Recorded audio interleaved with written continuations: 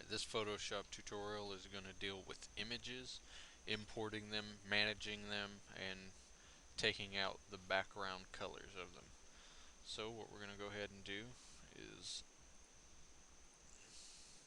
remove the text from our last tutorial, and we're going to go ahead and open some images.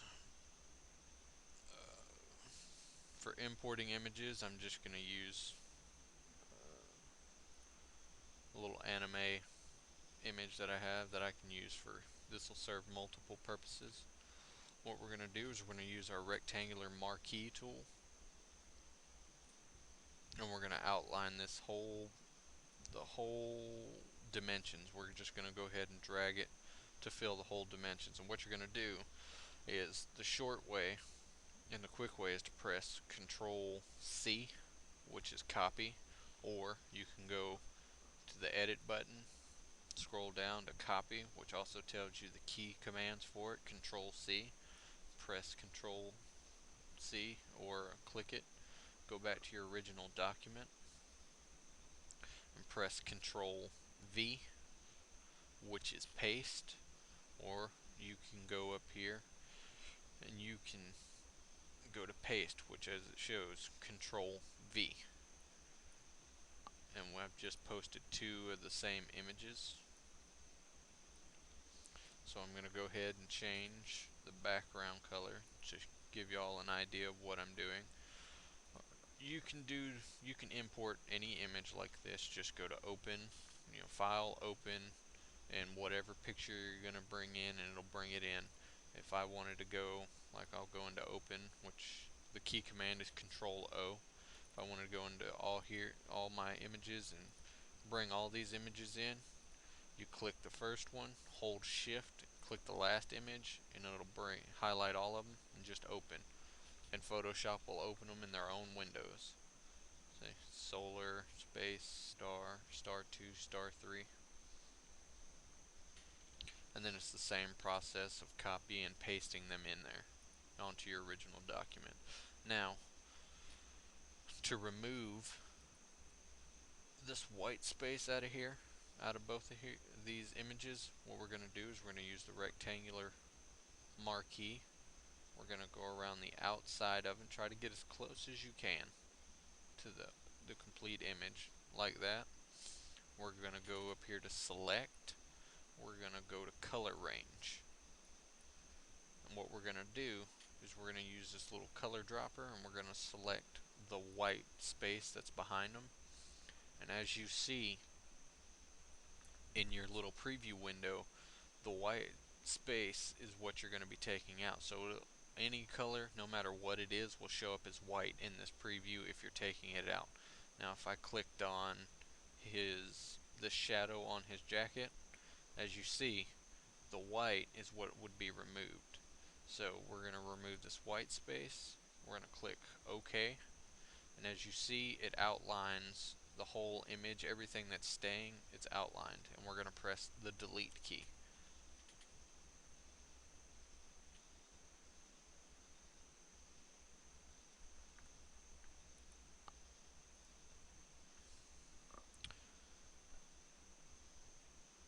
I did that on the wrong layer. That's actually one of the better points of understanding why you need to put a layer and be sure that you're on that layer. So I mean, even I still make the same mistake. So we're going to do it one more time. Use the marquee tool to take the image and go around it. Select color range.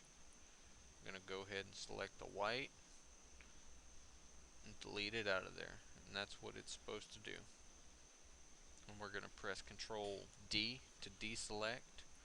And as you see, you have no white. And when you can't get it close enough to the image, sometimes it'll leave this little white trace or this little white piece.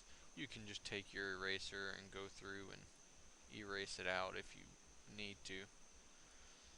That's the importance of trying to get as close to the image as you can.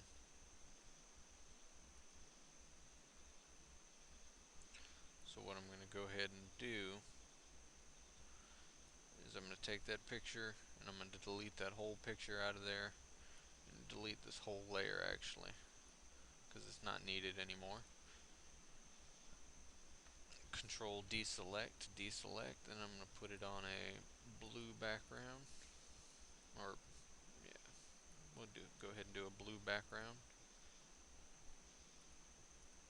And as you can tell, when you put it on a darker background, because this image wasn't high quality, it still leaves that pixelation, which you would have to go through with the eraser tool and hit the finer points on.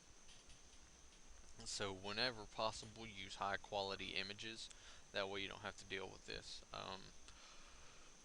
Another important thing to mention is when you have something complex like this, color range doesn't really work because it'll take out this black, but you won't be able to take out all the extras because there's so many different shades.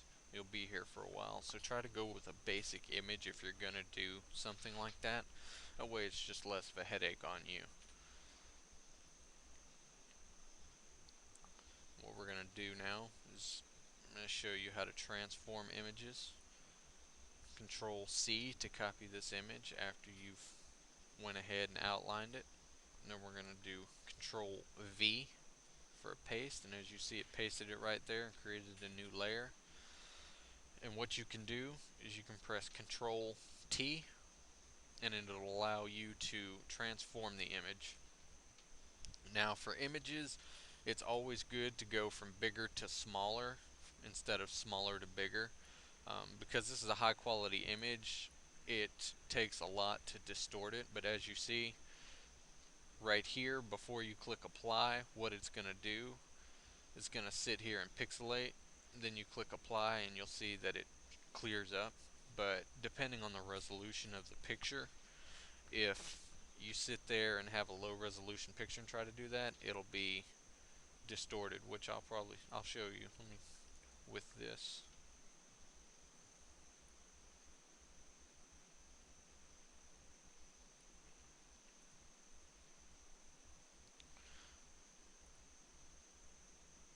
And what we're going to do with this layer right here is what I just showed you. Control T is transform.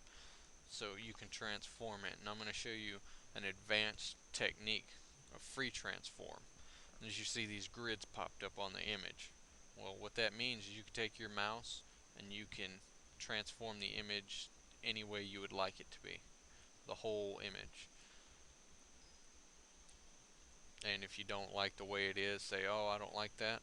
Well, you can go in here, don't click apply, don't click cancel, because cancel will just let you edit the image. Click don't apply and it'll go back to the way it was.